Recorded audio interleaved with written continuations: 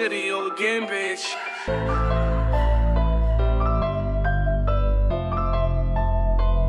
আমি আজি কথা পাতিব বিচাৰিছো দুটা বিষয়ত। এটা হৈছে যে আমি শুই উঠাৰ পিছত আমাৰ টোপনি ভাৱ কিয় হয়, এটা হেতু। আৰু দুই নম্বৰটো হৈছে যে আমাৰ শৰীৰৰ যিখিনি প্ৰকৃতি বা আমাৰ শৰীৰৰ ভিতৰত থকা প্ৰত্যেকৰ শৰীৰতে থাকে তিনিটা প্ৰকৃতি থাকে, আৰু সেই প্ৰকৃতিকেইটাক আমাৰ শৰীৰত ঠিকমতে ঠিক ভাৰসাম্যত ৰাখিবলৈ হ'লে আমি কি খাব লাগে। আমাৰ খুব সহজে পোৱা বস্তু আছে, কিন্তু আমি নাজানো, আৰু নজনাৰ ফলত আমি সেই বস্তুবোৰ খাবলৈ এৰি দিছোঁ বা নাখাওঁ বা বৰ গুৰুত্ব নিদিওঁ।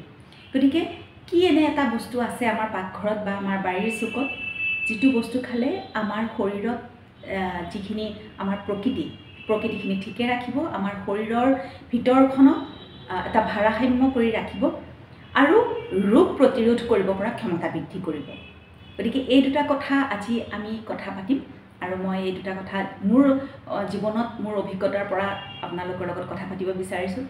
মোৰ জীৱনত হোৱা কথাখিনি অভিজ্ঞতাখিনি মই শ্বেয়াৰ কৰিব বিচাৰিছোঁ। এই দুটা কথা মই যি দুটা কথা আজি ক'বলৈ বিচাৰিছোঁ, সেই দুটা কথা যদি অকণমান মন দি শুনে বা অকণমান আপোনালোকৰ নিজৰ জীৱনত তাক ইনক্লুড কৰে, তেনেহ'লে মই ভাবোঁ যথেষ্ট উপকাৰ পাব আপোনালোকে। গতিকে আহক আমি সেই কথাকেইটাৰ বিষয়ে আজি কথা পাতোঁ। স্বাগতম জনাইছোঁ আপোনালোক সকলোকে। মই আপোনালোকৰ সাগৰিকা। আজি আমি কথা পাতিব বিচাৰিছোঁ, মই ক'ব বিচাৰিছোঁ এটা গুৰুত্বপূৰ্ণ কথা। সেইটো হৈছে যে আমাৰ বহুতৰে এনেকুৱা হয়, ৰাতিপুৱা শুই উঠাৰ পিছত গোটেই দিনটো টোপনি ভাৱ এটা হৈ থাকে, অকণমান লেথাৰ্জিক ভাৱ এটা হৈ থাকে, গোটেই ৰাতিটো ভালকৈ শোৱাও হয়, কিন্তু তাৰ পাছতো দেখা যায় যে অকণমান অৱসাদ, অকণমান অনবৰতে অকণমান টোপনি ভাৱ এটা হৈ থাকে। ইয়াৰ বহুত কাৰণ হ'ব পাৰে। শৰীৰত কিছুমান ভিটামিনৰ অভাৱতো হ'ব পাৰে, ভিটামিন ডিৰ অভাৱতো হ'ব পাৰে, এনেকুৱা ধৰণৰ বহুত কথা আছে যিবোৰ কাৰণে হ'ব পাৰে। কিন্তু এইবোৰ কথা আপোনালোকৰ যেতিয়া কোনোবা ডাক্তৰৰ লগত পৰামৰ্শ কৰিব বা টেষ্ট কৰিব, তেতিয়া গম পোৱা যাব। কিন্তু মই ক'ব বিচাৰিছোঁ এটা বেলেগ কথা। মই ক'ব বিচাৰিছোঁ যে তেনেকুৱা হ'লে বা তেনেকুৱা নহ'লেও সদায় ৰাতিপুৱা শুই উঠি অকণমান সূৰ্যৰ ৰ'দ গাত লগোৱাটো বৰ জৰুৰী।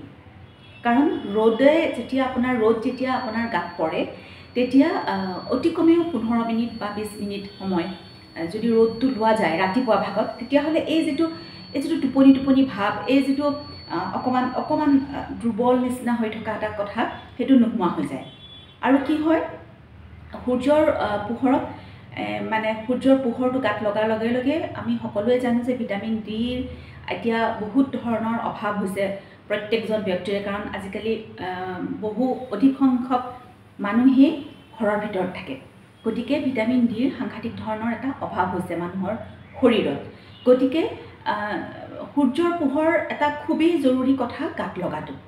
আৰু মই নিজেও সেইটো মই নিজেও অনুভৱ কৰোঁ। সেইকাৰণে মই আজি আপোনালোকৰ আগত কৈছোঁ যে ৰাতিপুৱা খুব কমেও, অতি কমেও অন্ততঃ 20 মিনিট, 10 মিনিট, 15 মিনিট, 20 মিনিট অন্ততঃ যদি সূৰ্যৰ ৰ'দ আপোনাৰ গাত লাগে, তেতিয়াহ'লে এই যে ৰাতিপুৱা শুই উঠাৰ পিছত যে অকণমান টোপনি ভাৱ এটা যে হৈ থাকে, সেইটো নোহোৱা হৈ যাব।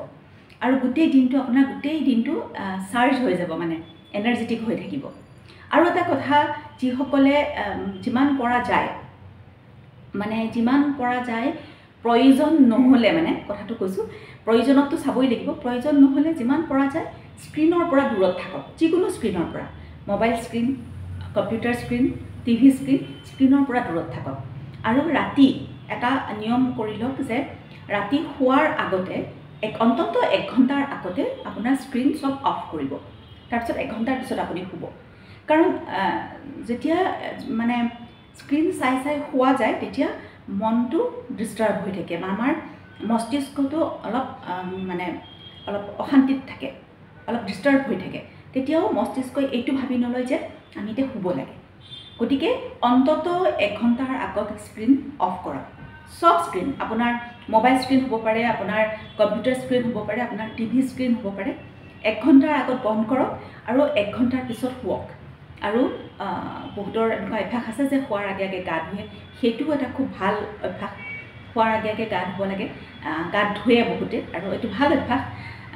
নুধুলেও কথা নাই, সেইটো মই ক'ব বিচৰা নাই, কিন্তু ৰিলেক্স হৈ গোটেই মস্তিষ্কটো এটা অৱসাদ দূৰ কৰি মস্তিষ্কৰ পৰা অৱসাদ দূৰ কৰি মনটোক শান্ত কৰি ৰিলেক্স হৈ শুবলৈ যাওঁ খুব সুন্দৰকৈ টোপনি আহিব আৰু এইখিনিতে মই এটা কথা ক'ব বিচাৰিম যে আমাৰ শৰীৰৰ 3টা প্ৰকৃতি আছে বাত পিত্ত আৰু কফ আৰু এই 3টা প্ৰকৃতি যেতিয়া গণ্ডগোল হয় তেতিয়াই আমাৰ শৰীৰত হয় কিছু বেমাৰ কিন্তু 3টা প্ৰকৃতিক আমি একেলগে ঠিক কৰি ৰাখিবও নোৱাৰোঁ কিছুমান বস্তু আছে এইটো কাৰণে ভাল কিছুমান আকৌ সিটোৰ কাৰণে বেয়া এনেকুৱা ধৰণৰ কথা আছে কিন্তু এবিধ আমাৰ একদম ঘৰুৱা এবিধ বস্তু আছে দুবিধ আছে এটা ঘৰুৱা বস্তু আছে যাৰ কথা মই আজি ক'ব বিচাৰোঁ খুব সহজলভ্য যিটো আমাৰ আচলতে দৈনিক ৰুটিনত এটাকৈ আমি তাক ল'বই লাগে সেইটো হৈছে আমলখি আমলখি আমাৰ ওচৰে পাজৰে য'তে ত'তে পোৱা যায় আৰু বজাৰতো আজিকালি আমলখি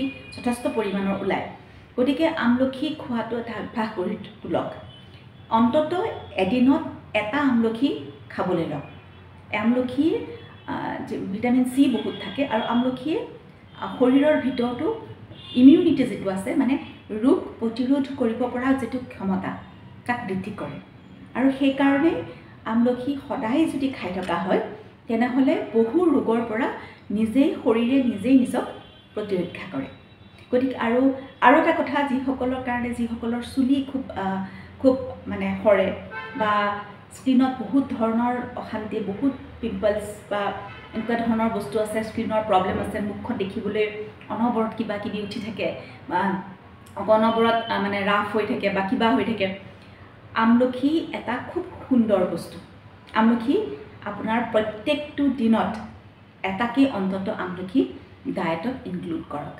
আমলখি খুবেই ভাল বস্তু আৰু আমলখি খালে চুলিৰ সেই সমস্যাবিলাক নহয় স্কিনৰ সেই সমস্যাবিলাক নহয় সমস্যাৰ পৰা বহুত দূৰত থাকিব আৰু খোৱাৰো বহুত প্ৰক্ৰিয়া আছে আমি আমলখি আচাৰ কৰিও খাওঁ চাটনি কৰিও খাওঁ বহুতে তৰকাৰী কৰিও খায় কিন্তু কেঁচাকৈ খোৱাৰ অভ্যাস কৰক অন্ততঃ এটা গতিকে আমাৰ 3টা প্ৰকৃতি শৰীৰৰ বাত পিত্ত আৰু কফ এই 3টা প্ৰকৃতিক একেলগে ঠিক কৰি ৰাখিব পৰা ফল হৈছে আমলখি গতিকে আমি আচলতে গুৰুত্ব নিদিওঁ আমি খুব সহজলভ্য কাৰণে আমি ইমান গুৰুত্ব নিদিওঁ কিন্তু খুবেই ভাল বস্তু আমলখি সকলোৱে মই আশা কৰোঁ মোৰ এই ভিডিঅ'টো চোৱাৰ পিছত আমলখি খোৱাত গুৰুত্ব দিব আৰু মোৰ এই ভিডিঅ'টো এতিয়ালৈকে চাই আছে তাৰ বাবে ধন্যবাদ